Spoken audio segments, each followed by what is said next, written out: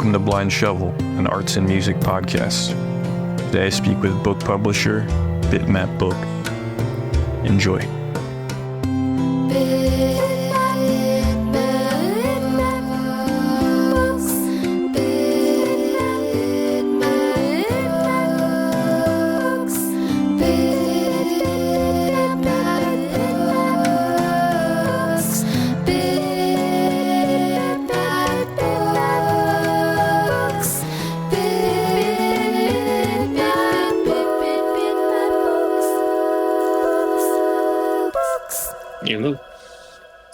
Hello. Hey, Sam. Hey, Michael. Sorry, a bit late. No problem. How did you find yourself founding Bitmap Books? So I've been into computers ever since 1989 when I got my first computer, which was a Commodore 64. Mm-hmm. And ever since then, really, I fell in love with the Commodore 64, how the graphics looked, everything about it. Ever since then, I've just been a big gamer. I didn't actually go down the video game route when choosing my career. I went into commercial graphic design, but always had gaming in the background, and sort of did graphic design for about sort of 15 or so years, and just started getting a bit bored. To be honest, with some of the clients that we worked with, they just weren't really that interesting at that point, and I started thinking, wouldn't it be great if I could combine my level of graphic design with gaming? And just around that sort of time, I started to see a few video game books coming out. Some looked pretty nice design, sort of coffee table style books, some less so. And I started to think, wow, I reckon I could do something like this, and started in the evenings and weekends, just started sort of playing around really with a few designs for a book on the Commodore 64. And then once that sort of started gaining some sort of traction, sort of shared it within the community, people got pretty excited. And then I created Bitmap Books. Really, it's just, again, having a bit of fun in evenings and weekends, created a brand. Because I sort of thought it'd be cool to create a publishing brand. It sounds really sort of cavalier to sort of describe it like that, but it just sort of really was I was sort of doing it as I was going along at that point, just having some fun. Created the logo, as I said, created this book on the Commodore 64. Did a Kickstarter campaign, and it got nearly 1,000 backers, which was amazing. And it's kind of like, that was about 10 years ago. So obviously the business has sort of got a lot more serious now than it was at the start, but it really did start off as I said, it's just me sort of just having a bit of fun, a bit of a hobby. And then over the space of the first few years, it sort of gradually turned into more of a serious thing. But ultimately it's still just me that runs the company now. Really? Which is nice. Yeah, that's what stood out to me upon getting, I think I ordered maybe 4 or 5 books initially. I'm not even sure how I came across it, but it was very clear to me that it was taking early video game art very seriously. And all the stuff I tended to like. I have 4 older brothers, so I was introduced to these things. I'm only 35. Okay. But, I basically only played the video games they had around. And yeah, it was very evident to me that these were very high quality books, and even the inclusion of Metal Slug, which is just a very important game visually. And the way that you included backgrounds, you brought attention to certain things that I think are clearly art, but get overlooked. And I'd never seen the widespreads in the Metal Slug one where you have all the backgrounds laid out. I thought that was very beautiful. And also, as a person who makes books, I was just kind of fascinated by what that process would be like to try to get all of that information. Can you describe that a little bit? Yeah, well, I mean, that love of pixel art that I've got all sort of stems back from the Commodore 64, because in Europe, I don't think you had cassette cassettes over in the States, did you? Or I think you had more like discs, like floppy disks. But in Europe, we had cassette tapes, and when you loaded games, they took about sort of 5 minutes to load. And while you were waiting, you'd usually get like a loading screen, of the game. And I can remember then looking at these images, which, like, by today's standards, they're really quite primitive. But back then, my mind was just like, wow, how the hell have they managed to, like, get that image of Batman or RoboCop or something using, out of this computer? It just sort of blew my mind, really. How old were you when you first saw that kind of thing? I must have been about 8, 9. Okay. Something like that. Yeah. And it just really... And then I moved on to the Amiga, the Commodore Amiga, which, similar sort of computer, but just with much sort of better higher quality graphics. And I've just always, throughout all my gaming, I've always been drawn towards games that looked good and like with great design, and always just like been quite keen at looking at the pixels and how it's been achieved. And then that sort of obviously then feeds into like books like the Metal Slug book, like you say, wanting to show all of those game maps and just been in complete awe of some of the sprites for that game, that how the hell those guys created, so much animation and personality in just like a few colored squares, essentially. I just think it's just, the talent is just off the scale, I think. Yeah, absolutely. Complete awe of them, really. Yeah, and so that respect you give them is, I think, what caught my eye immediately. I imagine, I went to school for illustration, and I always, I found it interesting that I have the arcade one, the arcade cabinet illustrations. Yeah.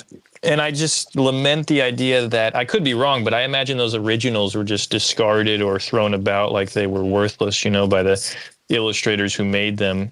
But they're so potent to me. And do you have any sense of that? Like, were these things treated with respect and gravity? Because even from an animation cell perspective, I've talked to people who were part of the early anime boom in America, and they speak of cells for anime just being like discarded and laying in garages and being worthless because people didn't understand quite the value of those things. And now, of course, there are thousands of dollars for like a Miyazaki cell. Oh, yeah.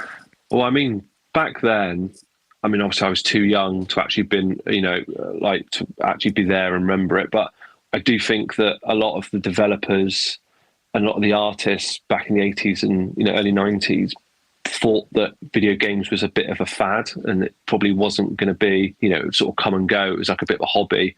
I don't think many thought that, in 30 years later, we'd be talking about it. And like you say, the value of these things would be so high.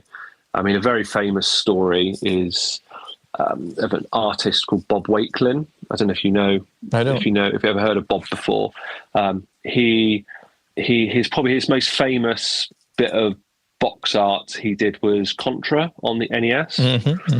Very famous piece. But he also did a lot of European box art for a company called Ocean Software, who are based in the UK.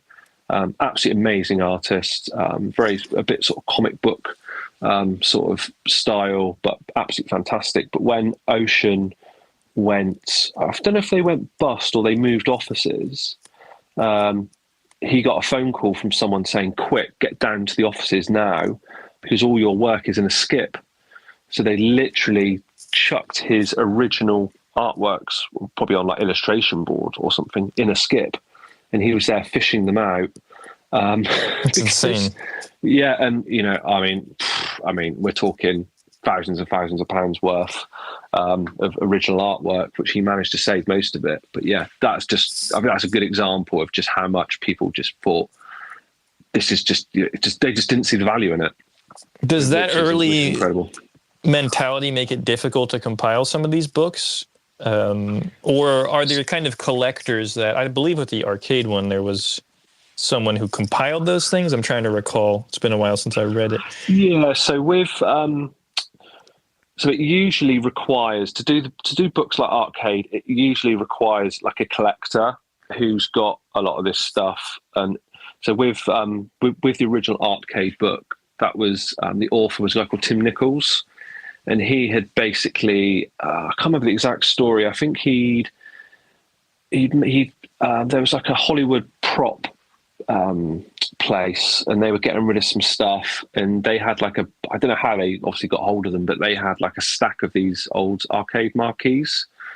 And I think they're printed onto like straight onto plastic, I think, or plexiglass or something, like screen printed. And I think because where they've been sort of like stacked on top of each other, the ink had sort of scratched off and stuff. And Tim took it upon himself to scan each one and like sort of digitally restore them in Photoshop. And he spent, I mean, God only knows how many hours he spent on each one. But, you know, he really did a great job, like restoring all the halftone dots and everything. And that's sort of how that book started, really. And then I did like an extended version of it a few years later, which also incorporated marquees and side art that had been restored by other sort of fans. But yeah, I think sort of to answer your question, I think there's definitely games that I'd want to cover in a book like Metal Slug, but it's just not possible because stuff's been chucked out. The people unfortunately might have passed away that made the game, or the company that owns the IP of that particular game doesn't know anything about it, so you can't get the information. So it's a bit sad, really, because some games and companies will never be sort of properly documented, right. Unfortunately be lost. Good example is I spoke to Namco a few years ago and about doing a book on them, and because they aren't obviously the original Namco, they're sort of probably completely different people now. They don't know their own history, so they can't sort of license a book about their history because they can't verify what's been said, which is really sad because, you know, yeah, like I said, that story will never be told. Yeah, it's weird. It's almost like recent ruins. That's what's so bizarre to me, is that it has the feeling of a very distant past or culture that, you know, things fall through the crack historically. But this isn't that far away. It's just that, like you said, they were kind of viewed as shallow or a fad. And it's a little shocking, in hindsight, because they have undeniable aesthetic quality, a lot of these things. Even Atari games that are very simple pixel-wise, there just seem to be... They were taken seriously very clearly, you know?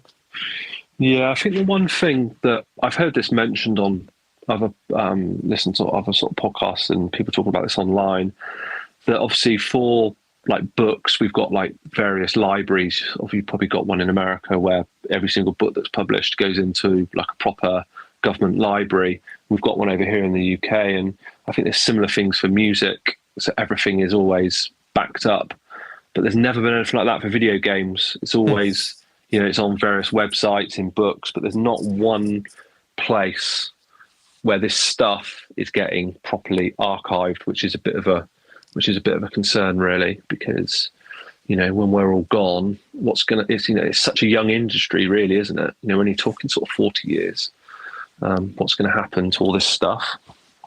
Yeah, I mean, even in the 10 years you've been doing it, I could imagine a whole museum dedicated to what you've compiled, and it would be a beautiful experience, I think. Yeah, and without sort of blowing my own trumpet too much, there's a couple of things that I'm very particularly proud of.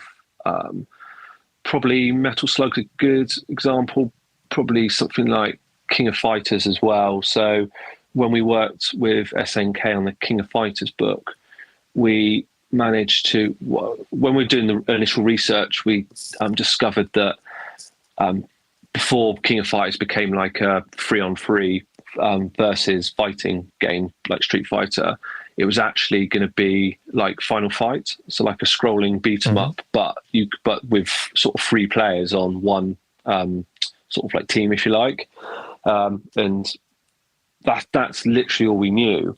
Didn't know if it hadn't been verified by SNK or anything, but we managed to speak to we managed to dig around and find the original developers who actually confirmed that that is actually the case. And we actually spoke to the original designer of that original version of King of Fighters before it came a versus fighter.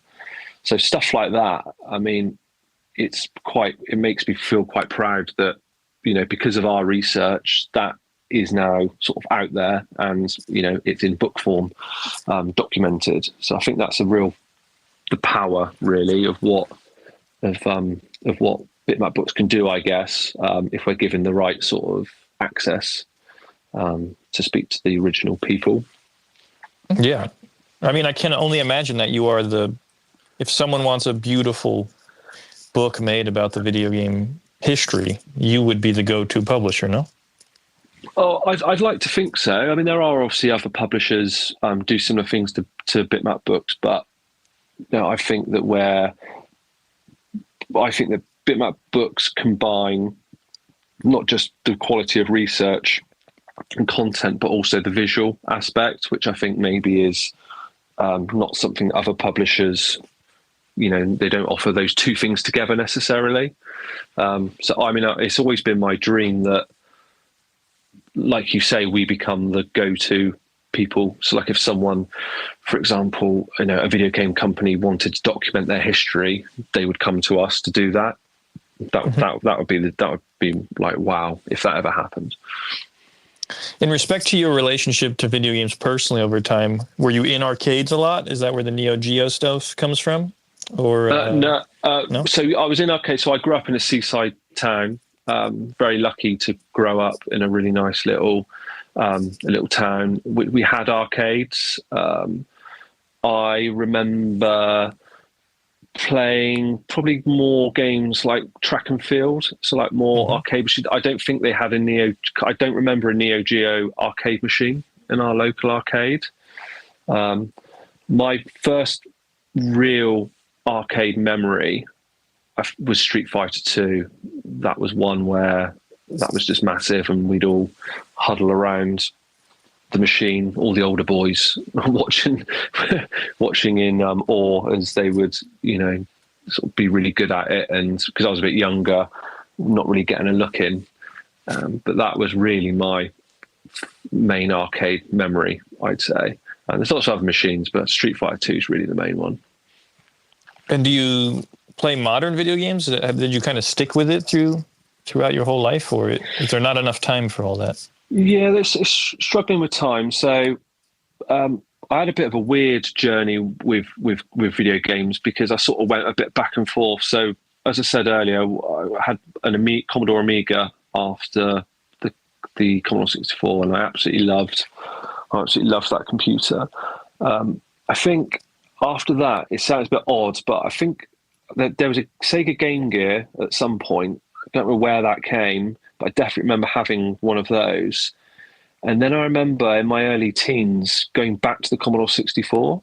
So I had like a really early example of like nostalgia for the Commodore 64. So I remember going to charity shops back in sort of like 96, 97, getting games for the Commodore 64 for like 10p each, because obviously it was completely old fashioned then. And there were so many games in charity shops, and I remember collecting for it again, which is crazy to think about now. But then I went onto the PlayStation. That was like my main system. And then when I went to art college around sort of the millennium, for about sort of 5 or 6 years, I just completely didn't absolutely no gaming at all while I was, sort of at art college and getting my first job. And then it was PS2, and then again, nothing for a lot of years until recently, where we've got the Nintendo Switch with my son. And really that's the main gaming I do now, is with him, because it's a lack of time. So we'll play Mario Kart 8 or Luigi's Mansion or Super Mario Wonder. It really just revolves around what he wants to play, really, and sort of chipping in on that. Gotcha. I do get to play the occasional indie game, like Action Verge or something like that. But yeah, as I said, it's really just finding the time. Did emulators ever come into the picture for you? Because I would have never experienced probably any of the Neo Geo stuff, including Metal Slug, if not for emulators becoming popular when I was in my teenage years. Yeah, so I remember playing in Neo Geo. There was a kid who lived locally in our town, and everyone knows a kid who was like rich family. And I remember he had one, and I remember we all went round his house to play it, but that was really my only exposure to Neo Geo when I was a kid. Funny enough, I remember it always comes back to the Commodore 64, which is sort of a bit of a theme of my life, really. But I do remember in the early 2000s going around a mate's house who had a PC with internet, which wasn't all that common back then. And I remember downloading a Commodore 64 emulator then to take home on my crappy PC, which my dad had or my mum had at the time. So that was like a really early example of emulating stuff. But no, not really. I never really used emulators until I got when I started doing Bitmap to take screenshots and stuff like that. It was always really on the real hardware for me.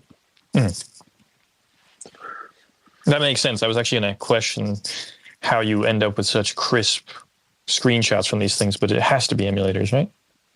Yeah, it has to be. And I'm a little bit, there's a lot of people who really have nostalgia for like CRT televisions and scan lines and stuff like that. And, although I completely understand that that's how the games were designed to look, they weren't designed to be seen on a 27-inch Retina iMac screen, with really crisp pixels. They were designed to be all fuzzy, with lines going through them and flicker and all that sort of stuff. But I don't know. I just love the raw pixel, that look, almost the little coloured bricks. The way that they've been placed next to each other and combined to make images, I just think is really magical. And that's what I love doing, is working with those types of images and getting them to look good in book form is a real challenge, and I think it's a real skill, but it's something which I still love doing now. Yeah, I think that was shocking for me because I love books and I love early video games. So to see these things printed is a very different feeling than to see it on a TV. And that combination, just zooming in on certain areas or even zooming out on certain maps, was very interesting to me. It's an incredible feeling. And I really can't say enough. I think the books are basically perfect. And it makes a lot of sense to me that I didn't know you were, it was kind of like a one-man shop and that you had went to school for design, and that's why it's so honed in as a holistic thing. Yeah, I mean, it's intentionally, I've always tried to keep the company small and just me. And I think that's because, we've got a really lovely, loyal fan base of customers that have been really good to us over the years. And, obviously we put a lot of work into the books and a lot of care, and people really dig that. But I've never wanted to, because I probably could, if I wanted to, employ people and, start releasing a lot more books. But do you know what? I just like keeping it small and still enjoying what I'm doing. I just never want to be in a position where you're, sort of pumping out, I don't know, 8 books a year or whatever, and it just starts feeling like a bit of a grind.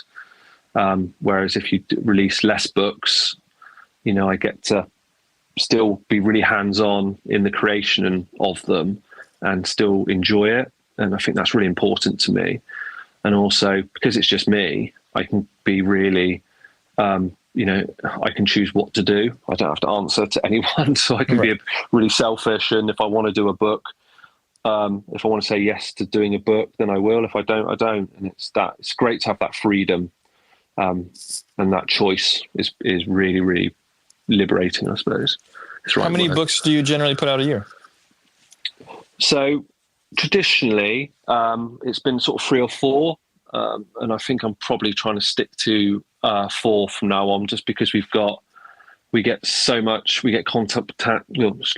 contacted so much by authors wanting to publish books through Bitmap that I don't want to be in a position where I'm having to sort of turn down projects. So I've had to sort of increase it a little bit. So we're aiming for 4 at the moment, and we've got like a pipeline now of probably the next sort of 2 or 3 years of solid releases that are already sort of confirmed, that have been worked on in the background, which is a really good thing. So to answer your question, sort of 4 maximum. I'd never really want to be doing more than that, just because I think it would feel just too much. No, that makes sense. And have you I'm assuming you've moved beyond the Kickstarter method, right? That was for the first book, but are you now rolling along well enough where you can self-fund? So the first 3 or 4 books, much more than that actually, 5 books maybe, were done on Kickstarter. And then I suppose we just sort of outgrew the platform, and really Kickstarter is only really meant for startups, isn't it? I didn't want to abuse the system if we didn't need it. And also there are certain challenges, really boring challenges around Kickstarter, around like fulfillment and the way that data is captured, which is sort of starting to give a few sort of challenges. And also they take like quite a large chunk of the cash that's generated, and which was meaning that some projects weren't viable to be done on Kickstarter. So we sort of self-funded them through the website, and that's kind of the way we go now. I wouldn't rule out ever using Kickstarter again for something that maybe I wasn't 100% sure how popular it was going to be. But I think probably have sort of outgrown it is probably the right way of saying it. Yeah, I wanted to highlight that aspect, as I think there's a lot of ambivalence about Kickstarter, but I mean, I think it's pretty amazing what you've been able to build from that seed. Oh, Kickstarter is, I mean, I wouldn't be talking to you now if it wasn't for Kickstarter, because it's that first project when I was, doing it in my evenings, in my free time. Obviously there was no costs incurred at all. It was just my design time. And without Kickstarter, it was such great marketing. So I'll always be indebted to them. But I just think naturally sort of the company's just evolved away from it. And is this is your full-time job, right? You can now dedicate yourself just to this? It is now, yeah. So before COVID, I was still doing a bit of commercial graphic design sort of on a freelance basis, which I did really enjoy because it sort of mixed up my week.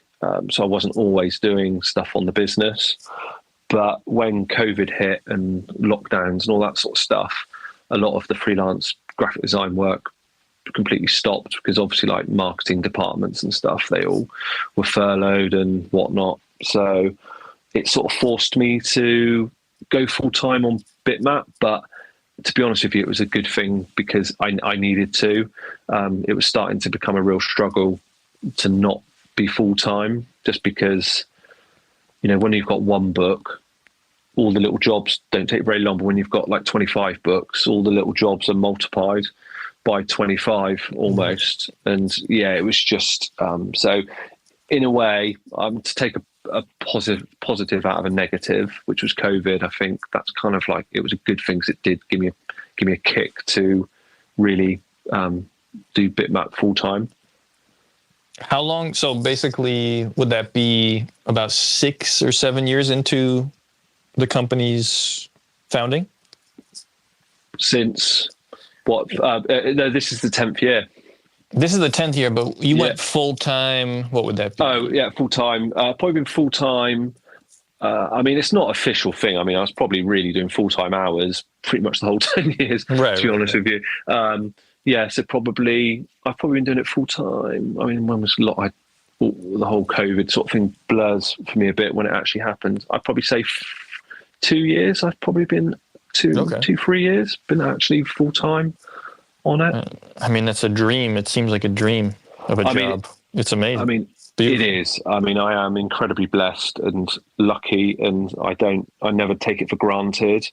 I always, every review that we get on the books, I read every single one, and I never ever take it for granted. And occasionally, when I work in the office that I share with another company, I'm sitting there playing a game, taking screenshots, and someone walk past my screen and they just laugh and say, you're so lucky, you don't realize how lucky you are, doing, your job is like your hobby. And it is, I am very, very blessed. I imagine that moment you just mentioned is incredibly satisfying, curating the screenshot of these games that... Oh, it's amazing. Yeah, because like sometimes it's, even with animation, you stop an animated film and you see all sorts of things you wouldn't see as it was playing. But video games, I imagine that's endlessly satisfying, trying to find the right moment. Oh, it totally is. So when we did the King of Fighters book, I worked with a very talented guy called Gonzalo Lopez, who is just like he's just a video game. I don't know what the right word is, but he's just like, he's amazing at every single type of game, and he owns everything, and he's got the setup to do all these screenshots of every single system. And we worked with him, and he essentially took probably about 1,000 screenshots of every single King of Fighters game. So we played through every single team across every single location and completed the game. Mm. So we had off the top of my head, probably about 10,000 screenshots to curate. Wow. So that was it, but it wasn't, it sounds like a real chore, but it wasn't at all, because it was just a case of just flicking through, go, right, okay, we want to show, this fighter on this location. So you're trying to find the set of screenshots. Then you just try and find that perfect moment where it's like a special move and it's like knocking someone off their feet, or, someone's been punched and there's that little bit of blood coming out, or just that perfect screenshot. And it's such a great feeling when you get that screenshot and you're like, that's the one, perfect. And you put it in, and it's really satisfying. And I love that part of it. Yeah, as a designer, that's interesting to me, is there seems to be, there's so much you can play with. There's like these different textures, there's the pixelation of the game, but then the kind of crispness of the art often for these games, or the concept art. I think that's what I noticed in the book, is the variety of visual stimuli. Yeah, I mean, I'm assuming you're sort of referring to like the Metal Slug book, where you've got sort of like sketches and also pixel art, and then also sort of like paintings of like box art and stuff. I mean, that really is the dream, something like that Metal Slug book, because SNK are very, very good at keeping all of their drawings of the games. But unfortunately, not all companies have kept stuff. So unfortunately, to do what we did with the Metal Slug book for other game franchises is a bit of a challenge, as much as we'd love to be able to. Right. So if I'm understanding correctly, there are people who submit project ideas to you. Yes. And then you sift through those, right? But then I assume there's ones that you are self-initiating, maybe the compendiums. Yeah, exactly. So the Visual Compendium is our range of books, which are sort of self-initiated by me. So that's just like a bit of an ongoing project that if I fancy, think, it'd be great, for example, just to do one on the Nintendo 64, which we've got coming out in a couple of weeks, I'll just initiate that myself. I've also got like a little bit of a sort of a backlog of books in my head that I would like to produce, but I mean, they're really just books that I, as a gaming fan, would like to see. So I'm just sort of like, because I think I am probably the target audience, so I just sort of like design them as if like they were for me, and that just seems to work. And that sort of seems to have done the trick in the past. But then, like you say, we get quite a lot of people saying, "Hey, would you like to do a book on this? I'm a writer, or I'm not a writer, or I'm a designer," or it's just there's so many different approaches that we get. But the ones that I suppose are the most appealing are where the person is a writer, or it's got some professional experience as a writer, so they're pretty sort of self-sufficient on that sort of side of things. And sometimes they can even sort of design the book as well, which is great. Or a lot of the time it'll be working with them writing, and then I'll design the book alongside. Yeah, part of the question for me is, as I'm looking at the curation, obviously video games there's so many of them. A lot of the compendiums are somewhat neutral because they're collecting, I believe, all of the, say, Commodore 64 games in a kind of a historical context. But from your own preference, what kind of video games are you drawn to? Do you mean like a genre? I don't know. So for me, like, if I can explain my preference, I've always been into games that were particularly grueling and punishing, and very unforgiving. So a lot of NES games that really force you uncomfortably to be better, as opposed to a lot of modern video games that I feel are more entertainment focused. Oftentimes there's things you can buy infinitely to kind of augment these fluid games. This is uninteresting to me. They're almost too alluring, like Pandora's box. I like the static, almost laborious nature of early video games. Okay.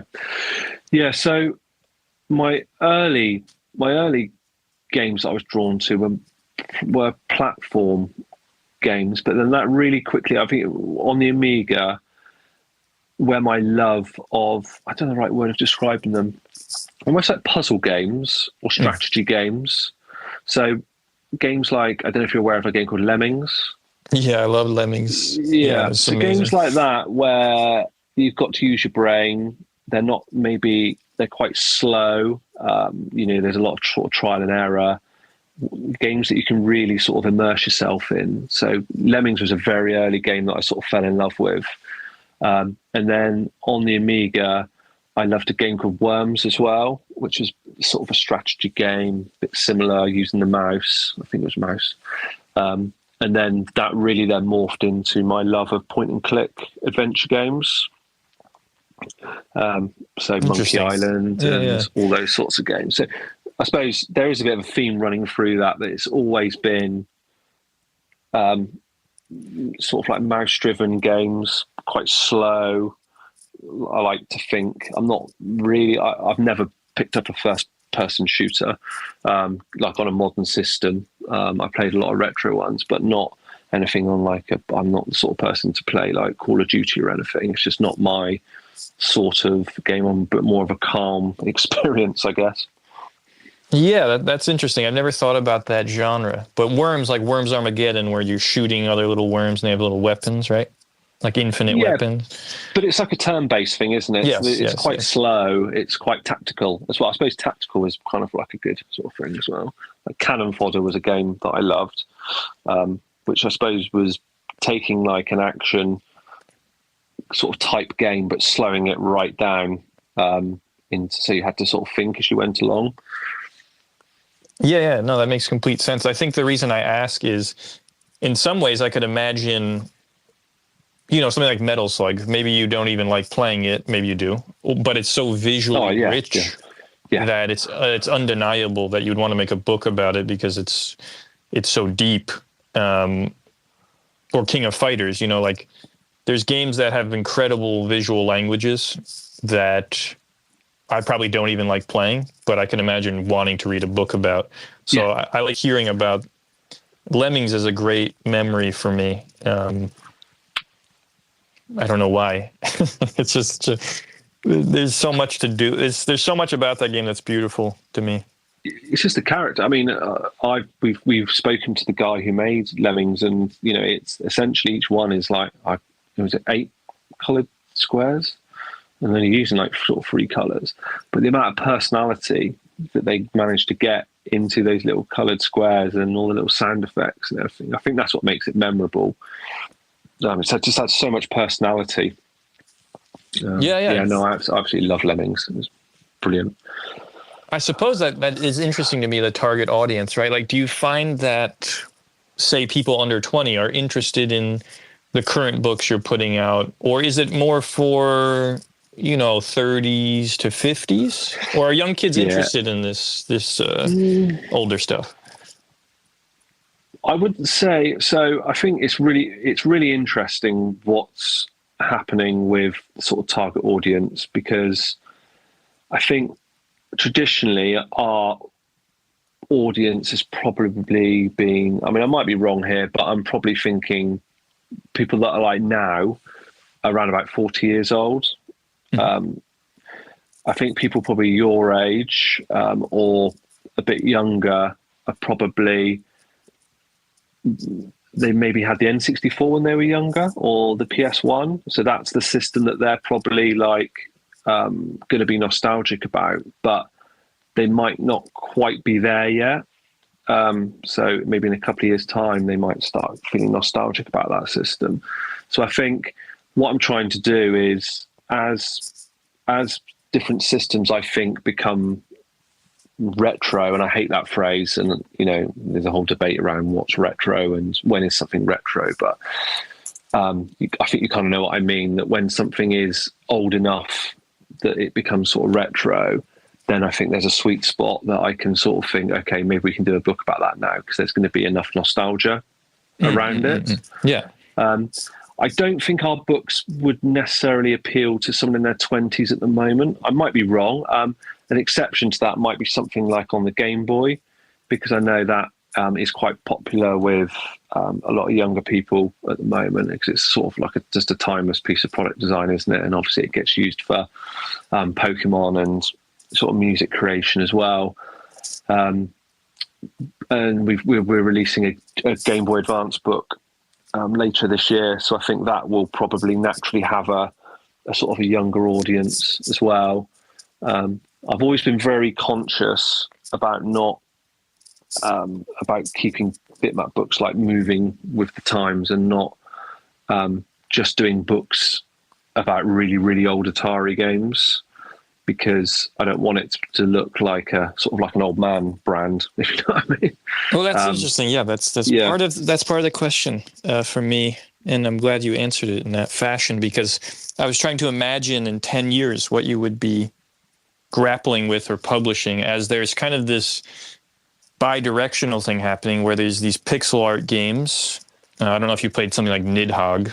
I don't really play video games much anymore, but I am interested by the aesthetic diversity that's happening right now.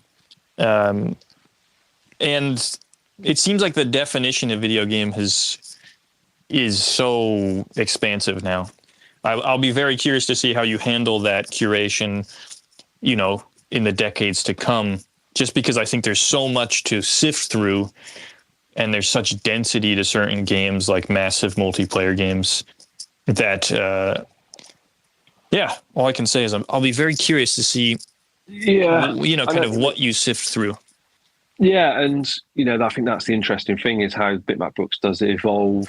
The N64 book we've got coming out in a couple of weeks is really our first foray into non-pixel art. So it'd be interesting to see how that is received by people.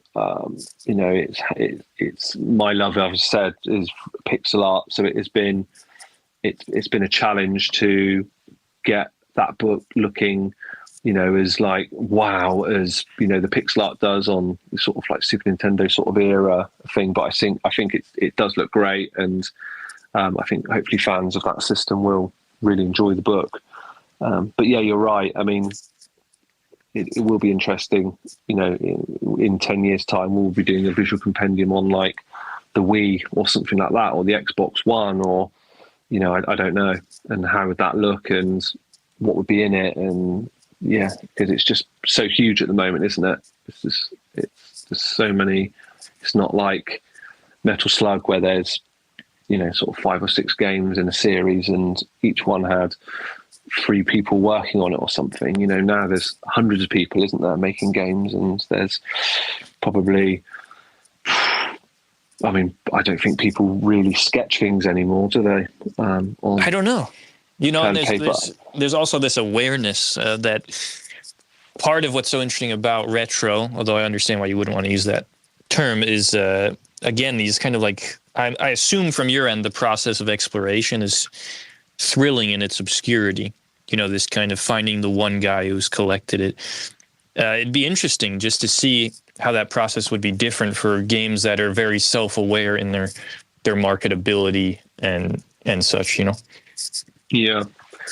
Yeah. I mean, I think I see the future in some way probably more towards like indie games. So, I mean, something like take like a game like Cuphead, for example. Yeah. I think that is a modern game, but with its roots very much in retro. So it's basically, you know, the guys who made it were essentially really inspired by Contra, and that's what they wanted to make with that amazing art style. I mean, something like that, I think, although obviously there is a Cuphead art book, that would be something which I would really love to do in moving forward in the future. So as long as the indie scene is rich with new games, I probably think my passion's probably more in that area rather than, you know, doing like a AAA game book or something, to be honest. Yeah, that makes sense. The games that effectively were inspired by what you publish now. I think so. Yeah. And just ones are a bit simpler, smaller teams, you know, less commercial, which, you know, you could argue sometimes that means more creativity. I think so. Yeah, I think so as well. And, you know, you look at what the guys did on Cuphead, they've got loads of sketches and beautiful character designs, and they're just really creative people. And I just don't know if that would happen with a AAA game, whether they would have that level of creativity at the start. I don't know. I'm not a game designer, so I don't know how it works with AAA games, but it just feels like too polished, if you like. Everything's just like really highly rendered nowadays, and it's just, yeah. I just really sort of love more of the old school aesthetic. No, I understand. But to wrap it up, what book would you recommend? Would it be Metal Slug for someone who's new to Bitmap books? Yeah, I think if you're new to Bitmap books, I think the two books I'm probably most proud of from a content point of view are the Metal Slug and King of Fighters books. So both of those are officially licensed through SNK. So all the content in there is all like officially supplied by them. The books are, I mean, as you said, they're packed full of content, and some of the stories that we've told and the way the work is presented, I think I'm really, really proud of. I'd also say one book which was self-initiated by me and I'm personally incredibly proud of is The Art of Point and Click Adventure Games. Mm-hmm. That was really just me one day saying, hey, this is my favorite genre of game, I'm going to do a book on it. And the original idea was to interview, I think, 10 developers of classic point and click games, and we ended up interviewing 50 people. Wow. It just grew and it grew and it grew, and it's just turned into this absolute beast of a book. And that pretty much covers every single sort of graphic adventure game, right through the early King's Quest through to like modern indie games, and interviewed pretty much every major developer. And the pixel art in there is just, I mean, if you say you like Metal Slug backgrounds, this stuff is incredible. Like the environments that were created, especially on like early DOS machines, it's just really, really special. So yeah, those sort of three, I suppose, would be my sort of personal favourites. But I mean, there's so many. It's like asking me to pick a favourite child. Yes. Well, I haven't seen you make a bad book yet, so I can't recommend them enough. Thank you. Thanks ever so much for having me on. Yeah, it was a pleasure to meet you. Cheers. Bye. Bye. See you soon. Ciao. Bye. Music by Dori Bavarsky and Mingja Chen. Next up, we have Mandla. Enjoy your week. Bitmap.